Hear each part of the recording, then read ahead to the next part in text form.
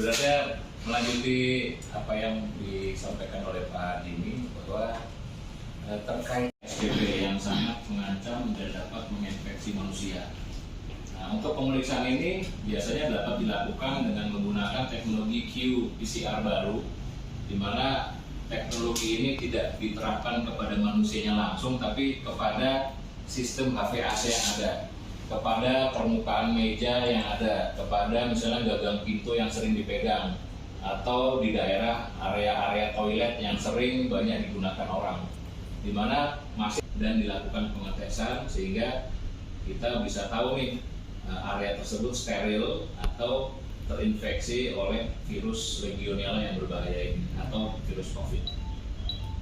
Mikroba, virus dan lain-lain ini biasanya dilakukan seperti apa? Ya tentunya teman-teman sekalian punya pengalaman mengenai disinfektan, kemudian biosida atau biocide yang diaplikasikan di sebuah sistem atau nanti mungkin kita bisa akan memberikan penjelasan di next session training supaya training session pertama ini cukup memberikan penasaran sehingga session kedua jadi pengen datang Pak. Nambah lagi? Iya, pengen tahu nih lebih lanjut. Siap. To be continue. Layaknya sinetron gitu Pak. Ya, pertanyaannya sangat bagus sekali Pak. Kalau penanganannya cukup Secara bocor yaitu pakai disinfektan Pak.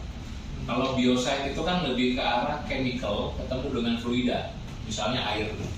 Jadi kita taruh teteskan biocide supaya dia HVAC ini kan lebih sistemnya ke arah udara, di mana yang paling efektif di situ adalah menggunakan desinfektan dengan titik atau besaran dropletnya itu di bawah kurang lebih sekitar 5 mikron alias droplet air itu di bawah 5 mikron, jadi sangat kecil sehingga dia mudah terbang ke udara kemudian tersebar lebih rata ke permukaan meja, dinding, pintu, seperti itu Pak.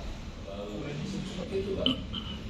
Cuma balik lagi nanti teknologi ini tergantung aplikasinya di mana, karena tiap lampu LED ini kan memiliki frekuensi rambatan yang berbeda ya.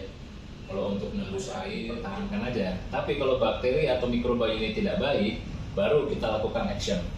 Langkah pertama kita harus melakukan pemeriksaan dulu nih, baik apa tidaknya si mikroba. Kemudian yang kedua seberapa banyak. Kemudian yang ketiga, kalau misalnya mikrobanya ini berbahaya dan tidak akan mati ketika kena air panas, treatmentnya adalah kuras Pak.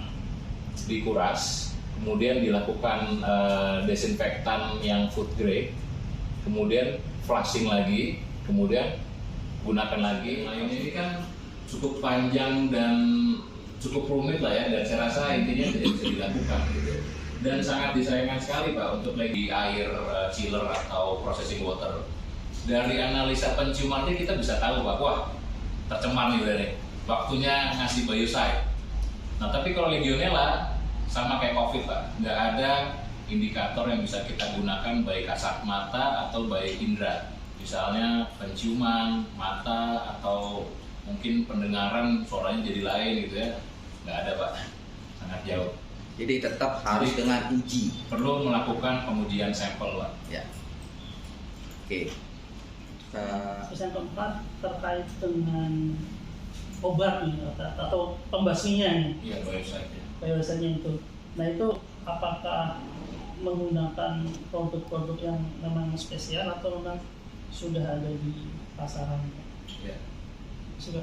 Oke, makasih Pak pertanyaannya. Pertanyaan yang klasik sih Pak, sama seperti layaknya COVID. Virus atau bakteri ini telah bermutasi berulang-ulang kali sehingga sampailah kepada Legionella turunannya. Saya terus terang spesifikasi soal Legionella dan turunannya ini saya tidak terlalu paham banyak. Cuman yang pasti di sini Legionella ini adalah salah satu turunan dari virus-virus sebelumnya Pak. Di mana building atau sebagai contoh rumah sakit yang potensi membawa virus itu adalah orang sendiri Pak, yang keluar masuk ke fasiliti tersebut, megang, kemudian bersin, batuk dan lain-lain terhisap ke sistem HVAC. Acuan standar dari ASTM itu harus agak miring-miring Pak, salah satu sisi. Tujuannya apa? Kalau ada kontaminan, hanya ada di satu titik, dan titik itulah titik terendah yang adanya bottom drain. Gampang kita mau ngebuang kotoran Pak, nggak usah nyedot lah, nguras lah, pokoknya tinggal buka udah keluar. Begitu yang keluar solar, tutup valve-nya. Bedanya bisa seperti itu. Tapi kalau udah di bawah tanah kayak gitu ya mau nggak mau harus punya alat mancing, Bang. Ambil sampel, ambil.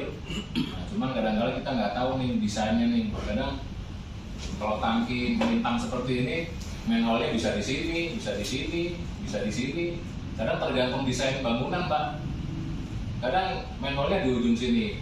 Posisi yang di sini kita nggak bisa monitor, nggak bisa lihat. Ambil sampel pun di titik ini kelihatannya bagus. Oh, ternyata tangkinya miringnya ke sini, kotorannya di sini semua, Pak. Banyak ininya. Dan itu sebenarnya kalau teman-teman mungkin kreatif itu bisa bikin alat sendiri, Pak.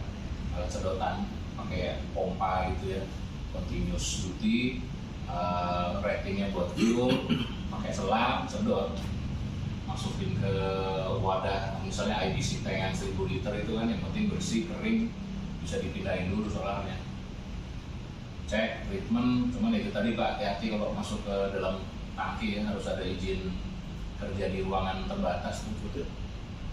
Ya, saran saya sih sangat dihindari, lebih baik jangan. Mendingan kita bikin alat, buka manhole masih boleh lah, ya masukin pipa sama selang ke dalam udah.